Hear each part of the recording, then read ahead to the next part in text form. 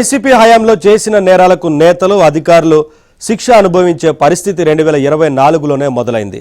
ప్రజలు ఎదుర్కొన్న హింసాకాండ, దౌర్జన్యాలు, అక్రమ అరెస్టుల నుంచి వారికి విముక్తి కలిగిన సంవత్సరం కూడా ఇదేనని ప్రత్యేకంగా చెప్పాల్సిందే.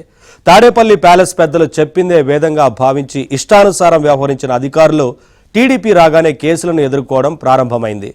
దాంతో వైసీపీ సోషల్ మీడియా సైకోలు ఇప్పుడు వెనక్కి తగ్గారు.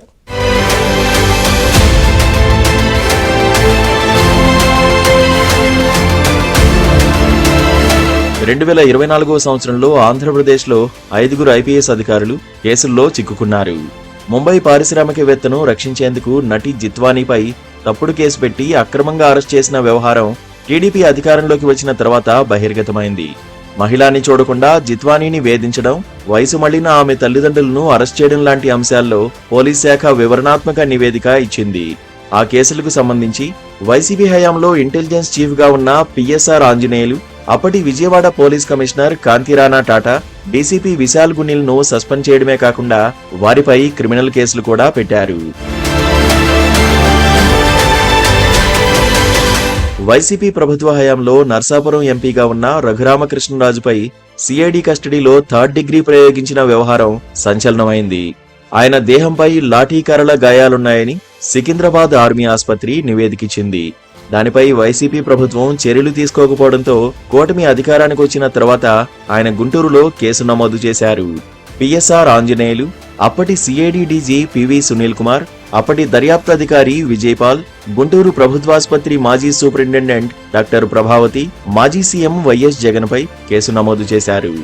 విజయపాల్ సుప్రీంకోర్టుకు వెళ్లినా బెయిల్ రాకపోవడంతో పోలీసులు ఆయన్ను అరెస్ట్ చేశారు. ప్రభావతి ముందస్తు బెయిల్ పిటిషన్ను గుంటూరు సెషన్స్ కోర్టు కొట్టివేసింది.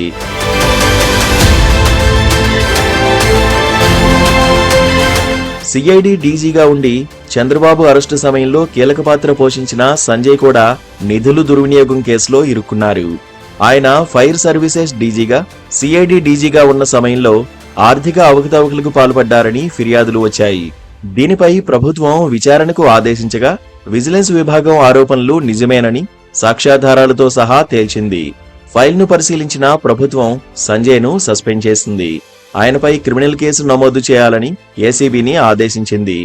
ఏసీబీ ఆయనపై కేసు నమోదు చేయడమే కాకుండా దర్యాప్తు కోసం చీఫ్ సెక్రటరీ అనుమతి కూడా తీసుకుంది.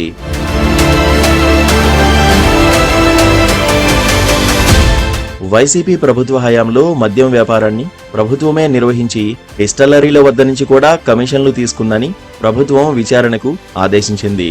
విజిలెన్స్ ఎన్ఫోర్స్మెంట్ విభాగం విచారణ జరిపి ప్రాథమిక సాక్ష్యాధారాలు ఉన్నాయని తేల్చి చెప్పింది. ఈ నివేదికను పరిశీలించిన ప్రభుత్వం సిఐడిని విచారణకు ఆదేశించింది. ఆంధ్రప్రదేశ్ బేవరేజెస్ కార్పొరేషన్ మాజీ ఎండీ వాసుదేవరెడ్డిపై కూడా కేసు నమోదైంది.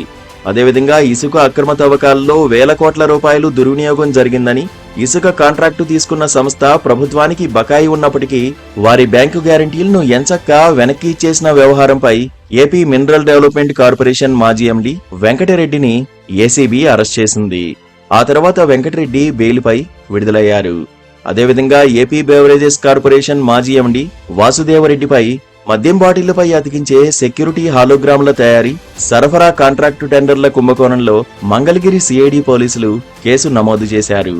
బెయిల్ కోసం వాసుదేవరెడ్డి హైకోర్టును ఆశ్రయించారు.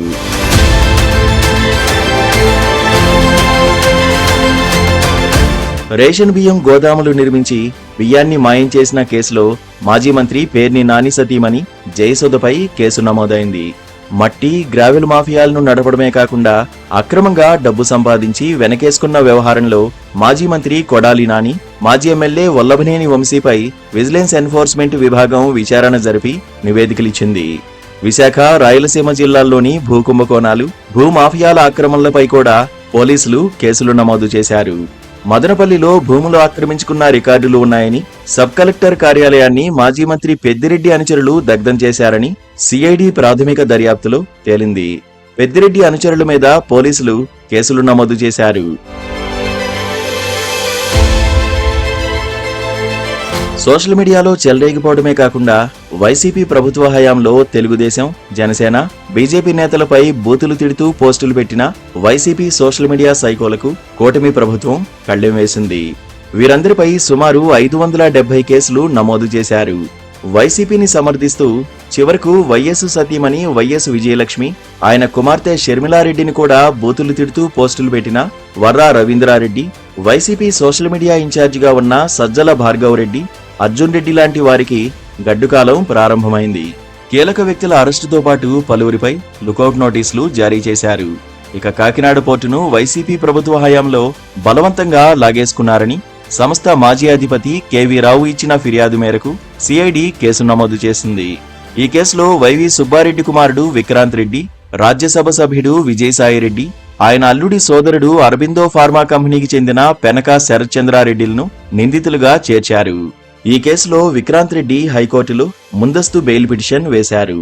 ఇదే కేసులో నిందితులుగా ఉన్న చెన్నైకి చెందిన శ్రీధర్ అండ్ సంతానం కంపెనీ ఆడిటర్లను సిఐడి పోలీసులు నోటీసులిచ్చి పిలిపించి విచారించారు.